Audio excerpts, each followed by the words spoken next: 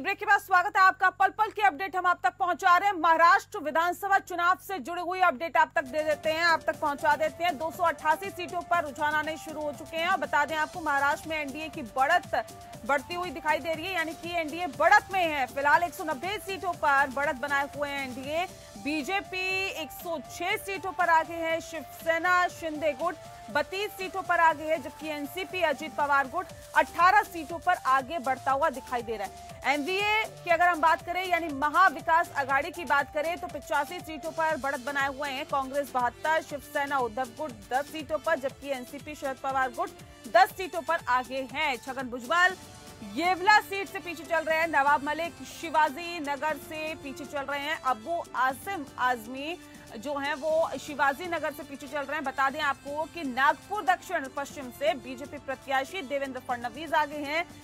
बताया जा रहा है कि नंदुरबार से बीजेपी प्रत्याशी विजय कुमार गावित आगे चल रहे हैं, जबकि धुले शहर से बीजेपी प्रत्याशी अनूप अग्रवाल आगे चल रहे हैं। बताया जा रहा है कि रावेर की अगर हम बात करें तो कांग्रेस प्रत्याशी धनंजय शिरीष चौधरी आगे चल रहे हैं। तो ये अपडेट आप तक पहुंचा रहे हैं। महाराष्ट्र विधानसभा चुनाव से जुड़ी हुई पल पल की अपडेट आप तक पहुंचा रहे हैं।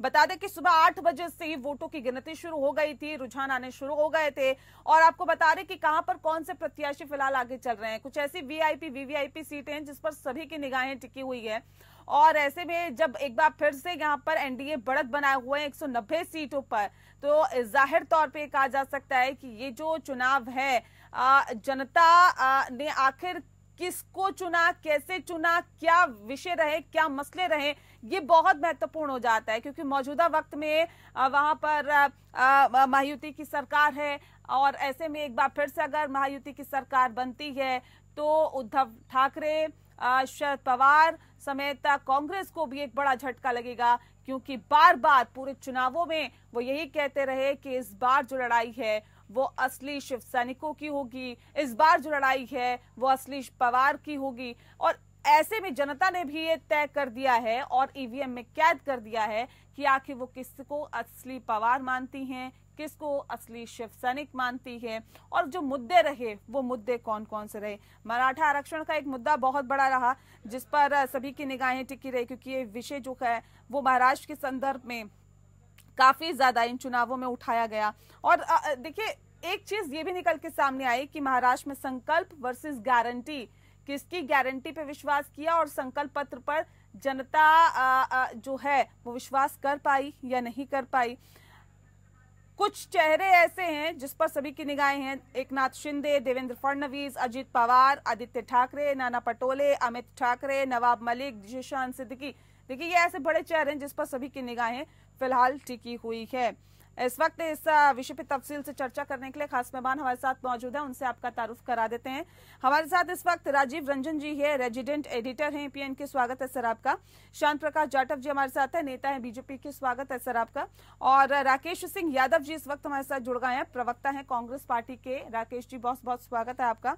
और मुखलेश शेख जी भी हमारे साथ जुड़े हैं, नेता है एनसीपी अजित पवार गुट के, आपका भी बहुत स्वागत है सर। इस खास कार्यक्रम की शुरुआत सीधे हम राजीव जी का रुख कर लेते हैं। जी राजीव जी का रुख कर लेते हैं। राजीव जी क्या अपडेट है सर आपके पास, क्योंकि अभी रुझान ही आ रहे हैं, हालांकि नतीजों में तब्दील होते हुए थोड़ा सा वक्त लगेगा, लेकिन क्या अपडेट बताते हैं? नहीं, जिस तरीके से अगर रुझानों पर देखा जाए या जो अलग अलग अपडेट्स भी है, अलग अलग छोटे छोटे उसमें आ रहे हैं, उसमें स्पष्ट तौर पर देखा जा रहा है कि महायुति की जो सरकार है वो बनते नजर आ रही है। एक तरह से देखा जा रहा है कि वो बढ़त काफी लंबे तरफ से देखा जाए कि एक बड़ा मार्जिन दिख रहा है। लेकिन ये जरूर है कि जिस तरह से आपने कहा कि गारंटी के बजाय, वादों के बजाय गारंटी पर, और यही बात रही है कि महायुति ने, बीजेपी और उसके गठबंधन ने जो गारंटी दी है और जो काम करके दिखाया है उस पर लोगों का विश्वास रहा है। वायदे जरूर किए गए हैं, एमबीए महाविकास आघाड़ी की तरफ से जरूर वायदे किए गए हैं, वो वायदे वोटों में तब्दील नहीं हो पा रहे हैं दिख रहा है, क्योंकि एक तरह से जो बढ़त दोनों के बीच में जो फासला दिख रहा है वो साफ साफ दिख रहा है कि सिंगल लार्जेस्ट पार्टी के तौर पर बीजेपी उभर कर वहां आ रही है। अब जब सिंगल लार्जेस्ट पार्टी बीजेपी अकेले उभर कर आ रही है तो निश्चित तौर पर जो उसके गठबंधन भी है वो मिलकर जो है एक जो मैजिक फिगर है वो मैजिक फिगर तक पार करने के जो करीब तक पहुंच चुके हैं। और ये जरूर है कि इस तरह से एक तरह से देखा जाए कि बीजेपी और उसके गठबंधन एक बार फिर से महाराष्ट्र में सरकार पर काबिज हो सकते हैं। जो आंकड़े अलग अलग जगह पे हैं, जो जिस तरीके से देखा गया है कि बीजेपी ने जो कैंडिडेट्स हैं, जैसे जो प्रेस्टिजियस कैंडिडेट जो कहे जा सकते हैं, वो अभी तक आगे चल रहे हैं। हालांकि नागपुर की सीट जो है देवेंद्र फडणवीस की वो नेक टू नेक है। बहुत सारा जो मार्जिन जो जिस तरीके से देवेंद्र फडणवीस से उम्मीद कर रहे थे वो मार्जिन तो नहीं दिख रहा है, लेकिन हाँ दूसरे चरण के जो गणना है उसमें वो बढ़त भी दिख रही है। अब यही है कि अलग अलग जगहों पर जो कि बीजेपी के जो कद्दावर नेता हैं उनमें गिरीश महाजन हैं, वो बढ़त दिख रही हैं। जो बार बार एक तरह से कहा जाता है गिरीश महाजन को कि वो मुसीबतों से निकालने वाली पार्टी, जब मुसीबत आती, जब याद होगा कि आपको जो आदिवासियों का एक लॉन्ग मार्च चला था उस वक्त भी गिरीश महाजन ही एक सेवियर के तौर पर उभर कर आए थे और संकट मोचन की तरफ से उभर कर आए थे और उन्होंने पार्टी और सरकार पे जो आक्षेप लग रहे थे उसे बचाया था। रही बात मराठा के मुद्दे पर भी इन्होंने और बाकी और लोगों ने, उदय सामंत जो कि रत्नागिरी से हैं, उद्योग मंत्री हैं, वो आगे चल रहे हैं। तो ये साफ दिख रहा है कि जो तीनों लोग, सांसदों का क्या हाल है सर? तीनों सांसदों की अगर बात करें तो जिसमें हालांकि जो मुरली देवड़ा के बेटे मिलिंद देवड़ा जो थे वो वर्ली से थे और उन्होंने आदित्य ठाकरे के खिलाफ चुनाव लड़ा है और वो अभी पीछे चल रहे हैं। संजय निरुपम जो कि डिंडोसी से हैं, वो शिवसेना गुट के जो सुनील प्रभु हैं उनसे पीछे चल रहे हैं।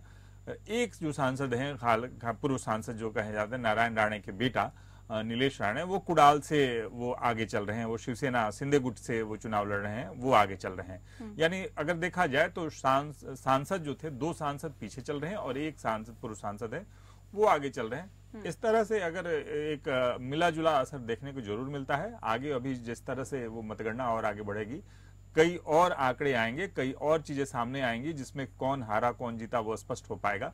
लेकिन फिलहाल ये दिख रहा है कि सिंगल लार्जेस्ट के तौर पर बीजेपी पार्टी के तौर पर बीजेपी आगे बढ़ी है और जो महायुति का गठबंधन है वो एक अपने परफॉर्मेंस को बरकरार रख रहा है।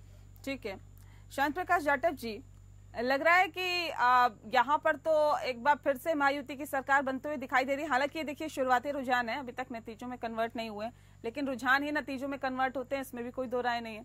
तो लग रहा है कि महाराष्ट्र में एक बार फिर से रिपीट कर रहे हैं। जी नमस्कार। जी नमस्कार। जिस तरीके से अभी रुझान चल रहे हैं और दूसरे चरण का इस वक्त में काउंटिंग चल रही है, तो काफी हद तक जो है वो महायुति के पक्ष में जैसे किसी रुझान आ रहे हैं, तो ऐसा लगता है कि वहाँ की जनता ने जो है हमारे विकास कार्यों को चुना है। क्योंकि महाराष्ट्र में जिस तरीके से विकास कार्य काफी लंबे समय कांग्रेस के गठबंधन की जब सरकार बन गई थी तो सब रुक गए थे। उसके बाद जैसे ही हमारे पक्ष में जब सरकार बनी तो उसके बाद हमने वहाँ पर विकास कार्यों को जो है जिस तरीके से शुरू किया, वहाँ की जनता ने फर्क भी देख लिया दोनों दौर में कि क्या स्थिति महाराष्ट्र की हो चुकी थी और अब क्या पोजीशन है। तो बेहतर काम हुआ, वहाँ पे विकास का बेहतरीन काम हुआ और जनता जो है वो अपने शहर में जिस क्षेत्र में उनका प्रतिनिधि होता है तो वो विकास कार्य करे, इस चीज को ध्यान में रख करके अपने प्रतिनिधि को जिताने का प्रयास करती है और वही परिणाम जो है आज से परिणाम में तब्दील हो रहा है। जनता भारतीय जनता पार्टी को, एनडीए को वहाँ पर जो है अच्छा मत दे रही है और मैं देख रहा हूँ कि लगभग हम जो है 197 पर हैं इस वक्त। पहले से भी 9 सीटें हमारी ज्यादा हैं। तो हमारे काम को जनता ने अप्रिशिएट किया। जो झूठे वायदे कांग्रेस और उसके साथी घटक जो कर रहे थे उसको पूरी तरीके से नकार दिया है। जिस तरीके से आपने देखा कि पहले लोकसभा चुनाव में इन्होंने एक झूठा नैरेटिव चलाया था, संविधान खतरे में है, 8500 रुपया खटाखट मिलेगा, और इनके अपने राज्यों में जहाँ पर इनकी सरकारें वहाँ पर ये किसी को कुछ दे नहीं पा रहे, तो इनकी करनी और करनी में फर्क है, साफ तौर पर दिखाई दिया। किसी सूरत में उन्होंने बंटने का बांटने का जो काम जो है राहुल गांधी जी जो करते हैं, जगह जगह बैठ करके बैठकों में जाति पूछने का काम है, जाति गणना कराने के पीछे समाधान रहते हैं। जनता नहीं चाहती इस प्रकार के बंटवारे। जनता अपने क्षेत्र में विकास चाहती है और साथ मिलकर के काम करना। एक सेकंड आपको रोक रही हूँ, कुछ अपडेट आ रहे हैं राजीव। देखिए शांत प्रकाश जी से मैं एक बात भी पूछ रहा था कि जिस तरीके से वो कह रहे हैं कि सबसे बड़ी पार्टी के तौर पर बीजेपी बढ़ी है, 197 पर बढ़त आ रहे हैं, क्या ये बढ़त और बढ़ सकती थी क्या? जिस तरीके से उन्होंने सीटों के बंटवारे में अपने सहयोगी पार्टियों को दिया, जैसे संजय निरुपम की बात हम करें, खास करके ढिंडोसी की सीटों की बात करें, या इसके अलावा और सीटों की बात करें, तो उनमें कहीं कहीं ऐसा नहीं दिख रहा है कि अगर वो सीटें बीजेपी के खाते में ही रहती तो ज्यादा बढ़त हो सकती थी? नहीं, मैं नहीं मानता कि इस प्रकार की बातें जो है देखो, वहां पे जनता जो है वो अपने क्षेत्र में विकास काम को लेकर के चुनती है। ये चेहरे देख करके चुनने का दौर चला गया। आज आप काम अच्छा कर रहे हैं तो आपका जो प्रत्याशी है वो जीतेगा, और अगर आप काम ठीक नहीं कर रहे हैं, मैनिफेस्टो से हट करके काम कर रहे हैं, वहां पर उटपटांग तरीके की उगाइयां करने में सहयोग कर रहे हैं, जनता त्रस्त होती है।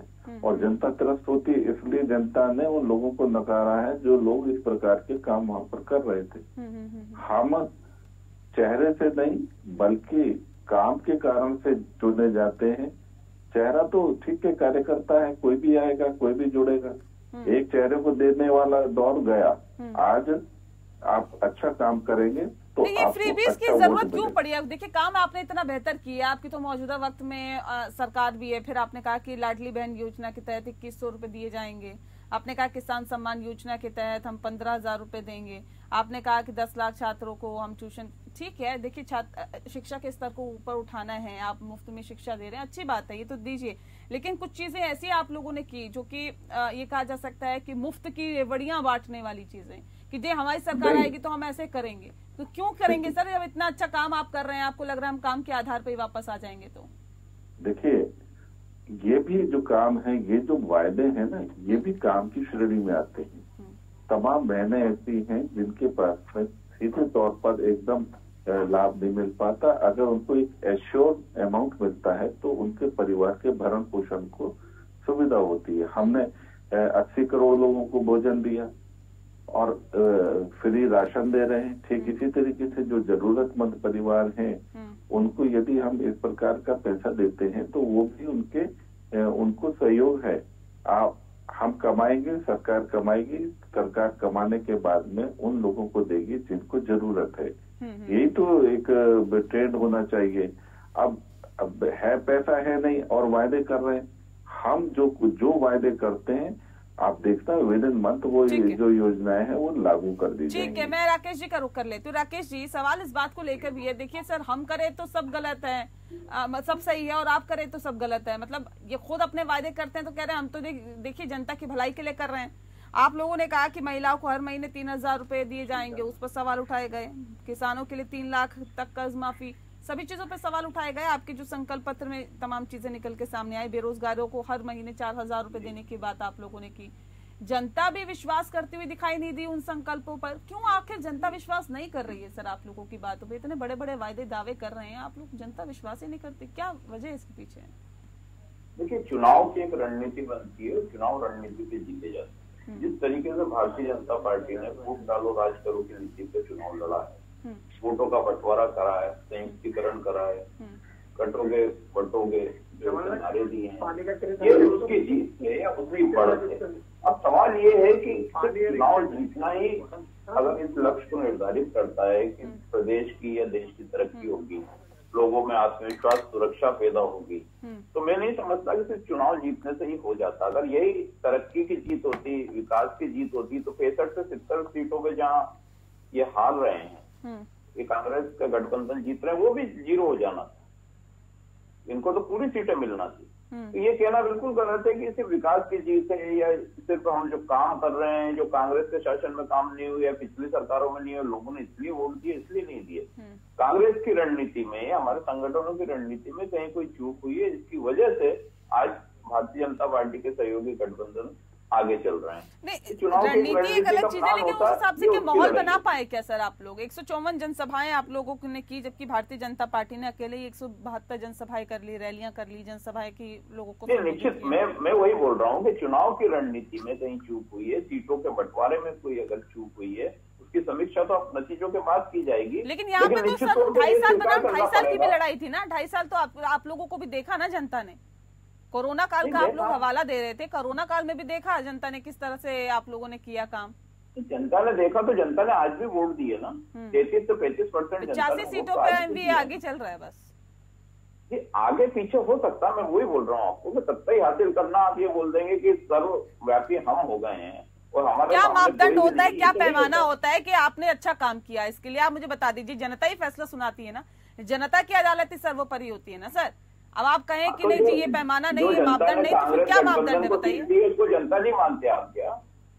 वो जनता नहीं है महाराष्ट्र की, वो दूसरे देश की जनता है।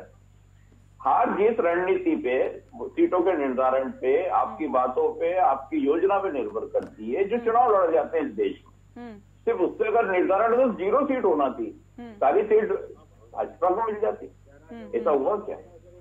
तो ये कहना बिल्कुल गलत है जो बीजेपी प्रवक्ता का बार-बार कहना है कि इस वजह से हम जीत रहे हैं। आपकी रणनीति सफल थी, आपके सीटों का बंटवारा ठीक था, या आपने जो बातें कटोगे बटोगे तो रणनीति सफल थी और हार रहे हैं तो आपने काम नहीं किया। ठीक है, कांग्रेस उस नीति पे नहीं चलती है, कल भी नहीं चलती थी, आज भी नहीं चलती है। ठीक है मुखलेश जी, अजीत पवार गुट 18 सीटों पर आगे चल रहा है, एक बड़ी जीत की तरफ, कैसे देखते हैं इसे?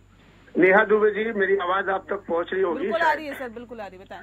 देखिए, अजीत पवार किंग मेकर होगा मुंबई शहर में, महाराष्ट्र में। ये आपके चैनल के माध्यम से कई बार ये डिबेट में कहा गया और जनता ने अजीत पवार साहब का साथ दिया है। और जो उम्मीद था, उम्मीद पे जनता खरा उतर रही है। अजीत पवार मुंबई शहर या महाराष्ट्र में बहुत बढ़िया काम कर रहे हैं और लाडली बहन जो हमारा योजना है वो कामयाब होते हुए दिख रहे हैं। और सरकार महायुति की हमारी बनने वाली है।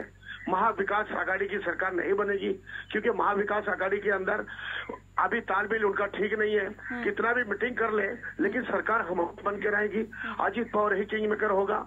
हम तो उम्मीद करते हैं कि अजीत पवार महाराष्ट्र का सीएम हो।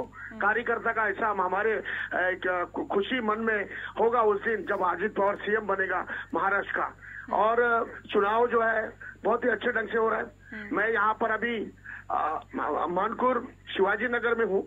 मैं अपने सफर में हूँ, मतलब यहाँ पर लीड चल रहा है, लीड बाय लीड। और लोग भी, जनता भी जो है अपने अपने नेताओं के खुशी को जाहिर कर रहे हैं। लेकिन बहुत सी चीज आना बाकी है अभी। कुछ मुंबई शहर के अंदर कुछ जगह पे पुलिस का बंदोबस्त भी, सरकार अपना काम कर रही है। लेकिन सरकार जो है महाविकास आघाड़ी की नहीं बनेगी, महायुति की बनेगी। ये मैं आपके चैनल के माध्यम से बता सकता हूँ, क्योंकि जनता का मूड हमारे अजीत दादा पवार साहब की तरफ है और देवेंद्र फडणवीस जी भी है और साथ में शिंदे साहब। तो उसके अंदर कुछ कहा नहीं जा सकता है कि सरकार नहीं बनेगा, लेकिन सरकार हमारी बनेगी 100% है। ठीक है राजीव जी, 10 सीटों पर शरद पवार गुट आगे चल रहा है, एनसीपी अजीत पवार गुट 18 सीटों पे आगे चल रहा है। पवार बनाम पवार कैसे देखते हैं? देखिए, जिस तरीके से पवार बनाम पवार की हम बात कर रहे हैं, तो अजीत पवार के, मुखलेश जी जरूर कह रहे हैं कि अजीत पवार किंग मेकर बनेगा, लेकिन मुंबई की ही 2 सीटें जो अगर देखा जाए, मानखुर्द और शिवाजी नगर, दोनों सीटों पर पीछे चल रहे हैं। अणुशक्ति नगर और शिवाजी नगर। और शिवाजी नगर पर खुद इनके नवाब मलिक हैं और अणुशक्ति नगर पर उनकी बेटी है। दोनों सीटों पर पीछे पीछे चल रहे हैं। ये जरूर है कि अगर देखा जाए कि जो स्ट्राइक रेट देखते हैं कि पवार बनाम पवार, तो लोगों में ये बात साफ साफ नजर आ रही है कि शरद पवार ही असली वारिस हैं एनसीपी के। हालांकि जिस तरीके से अजीत पवार के जो कैंडिडेट्स हैं अलग अलग जगहों पर, कुछ कुछ जगहों पर उनके अच्छे परफॉर्मेंस रहे, लेकिन खास अगर बात करें सीधे अगर बात करें बारामती में, बारामती में अजीत पवार के जो कैंडिडेट है वो पीछे हैं। माहड़ा में अगर करजत में देखें, जो शरद पवार के कैंडिडेट हैं वो आगे हैं। अदिति तटकरे जरूर यहाँ से श्रीवर्धन से आगे हैं, जो कि अजीत पवार के कैंडिडेट हैं, यानी सुनील तटकरे की बेटी हैं, वो आगे हैं। तो अगर साफ तौर पर दिख रहा है कि जो स्ट्राइक रेट अगर देखते हैं, खास करके जो अलग बढ़त देखते हैं, तो जिस तरीके से अजीत पवार ने जो जरूर सोचे थे, क्योंकि सोचा नहीं था, क्योंकि जिस तरीके से लोकसभा चुनाव के बाद सीधे तौर पर लोगों के मन में ये विश्वास आया था कि शरद पवार असली तरीके से एनसीपी को लेकर आगे बढ़े हैं और एनसीपी में लोगों ने विश्वास जताया था जरूर। अब वही बात थी कि अजित पवार ने उस बात को लेकर ज्यादा मेहनत भी की था, कई जगहों पर उनकी सभाएं बहुत ज्यादा की गई थी, बीच बीच में उनके कैंडिडेट्स को लेकर कई बवाल भी उठे थे, कई बात तो जरूर उठी थी। लेकिन अजित पवार ये जरूर चाहते थे कि इस बार उनके जो परफॉर्मेंस रहे हैं वो बेहतर हों। हालांकि अभी तक जो रुझान है उन रुझानों में ऐसा नहीं कहा जा सकता है कि अजित पवार ने वो बेहतर परफॉर्मेंस की तरफ जो बढ़ने की बात कही थी वो बढ़ पाए हैं या नहीं, अभी तक तो ऐसा नहीं है। लेकिन ये जरूर है कि अजित पवार एक पुराने अनुभवों से अगर देखा जाए तो कुछ बेहतर काम कर रहे हैं और बेहतर आगे बढ़ सकते हैं, कुछ और लोग उनके चुन के आ सकते हैं जरूर। लेकिन अभी तक भी लोगों के मन में शरद पवार के प्रति निष्ठा, शरद पवार के प्रति विश्वास जमा हुआ है। नेहा जी, मुखलेश जी, देखिए शरद पवार ही कहीं ना कहीं असली एनसीपी बनते हुए दिखाई दे रहे हैं। इत्तेफाक रखते हैं राजीव जी की बातों से? देखिए, शरद पवार साहब शरद पवार है, अपना काम कर रहे हैं। और अभी सुप्रिया ताई का भी आपने देखा क्लिप, जो विस्तरा ऑडियो जो है वायरल हुआ है, तो शरद पवार के काम वो अलग चीज है। पवार साहब तो सबका लीडर है, मैं भी मानता हूँ, और अजीत दादा पवार साहब भी मानते हैं। हमारे पार्टी के सभी जो एनसीपी, हम असली एनसीपी का जो सिंबल घड़ी हमारे पास है, हमारी पार्टी के पास है। अब कोर्ट के अंदर फैसला चल रहा है, जब देखा जाएगा, जब तक फैसला नहीं आता है। और ये नहीं कह सकता हूँ कि अजित पवार साहब की घड़ी नहीं है, क्योंकि घड़ी हमारी है, शरद पवार साहब की तो नहीं है। तो तरह लेके इलेक्शन लड़ा है, कहीं ना कहीं उन्होंने अपना सिलेंडर होके चुनाव के जो चिन्ह था उनका, वो चिन्ह के अंदर तुतरी था। अगर असली घड़ी होता तो घड़ी पे लड़ता, कोर्ट में केस लड़के जीतता। लेकिन कहीं ना कहीं जनता की और चुनाव आयोग और कोर्ट जो चल रहा है वो हमारी तरफ दिख रहा है, तो हम घड़ी पे चुनाव लड़े ना। तो हमारी असली पार्टी एनसीपी है, शरद पवार की पार्टी जो तो ही हो गई अभी। कहने में क्या है? जनता के बीच में आखिर कौन सी पार्टी असली कही जा सकती है? अगर परफॉर्मेंस पे हिसाब से देखा जाए मुकेश जी, तो जनता के बीच में, ठीक है, अदालत में अगर घड़ी की बात करते हैं और उनकी बात करते हैं, जनता ने किसको अपना समर्थन दे रहा है? ठीक है, तय करेगी, वो बात अलग है। सरकार भी हमारी बनेगी, या फिर सपना देखे महा विकास आघाड़ी की, सपना देखना मना नहीं है। लेकिन ये है कि घड़ी तो हमारे पास है, अजित पवार साहब के साथ है घड़ी, सिंबल उनके कार्यकर्ता को दिया गया, चुनाव उस पर लड़े हम। तो क्यों ना हमारी घड़ी के बारे में हम बोले कि हमारी घड़ी है, और घड़ी हमारी नहीं होती तो फिर भाई हम चुनाव तो नहीं लड़ सकते थे ना घड़ी पे। घड़ी कहीं 10 बजे ही तो नहीं अटक गई है, क्योंकि जनता के बीच में वो समय पे देखा जाएगा सर। वो तो अगर मगर पे विश्वास नहीं रखते। अजित पवार तो गिनने को तैयार नहीं था, लोग आज गिनने लगे हैं। महाराष्ट्र की सरकार बनेगी तो अजित पवार किंग मेकर होगा, ये हमारे लिए बहुत खुशी की बात है। अजित दादा पवार साहब जो है जनता के हित के लिए काम कर रहे हैं, जनता के भरोसे पे खरा उतरा है। यही मेरे लिए और हमारे छोटे कार्यकर्ता के लिए, हम सब के लिए बहुत खुशी की बात है।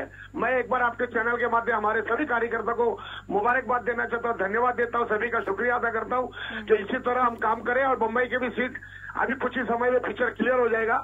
हम नवाब मलिक साहब के मानपुर विधानसभा भी चुनाव जीत रहे हैं। लास्ट में जो अनुशक्ति नगर सना मलिक उनकी बेटी है, उनका भी सीट लगभग हम जीत रहे हैं। सीआईडी रिपोर्ट भी देख सकते हैं। और यहाँ पर शिवाजी नगर में क्या नवाब मलिक जी अपना वो झंडा फहराएंगे या अबू आजमी के खाते में रहेगा ये? देखिए, अगर हम चुनाव नहीं जीतते हैं तो भी तो नवाब मलिक साहब अबू आजम को तो चुनाव जीतने नहीं देंगे, क्योंकि यहाँ पतंग आगे चल रहा है। लगभग हम थर्ड पार्टी पे है, सेकंड में अबू आजम आदमी है, तो हम अबू आजम को बिल्कुल चुनाव नहीं जीतने देंगे।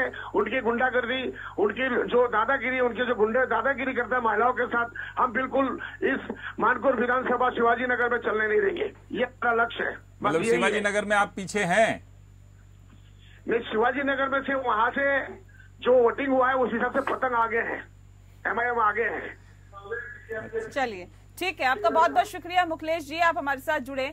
शांत प्रकाश जाटव जी और राकेश जी लगातार हमारे साथ जुड़े हुए हैं, राजीव जी भी हमारे साथ जुड़े हुए हैं। चर्चा लगातार जारी रखेंगे, पल पल की अपडेट आप तक पहुंचाते रहेंगे। एक छोटा सा ब्रेक, जो लौटते हैं।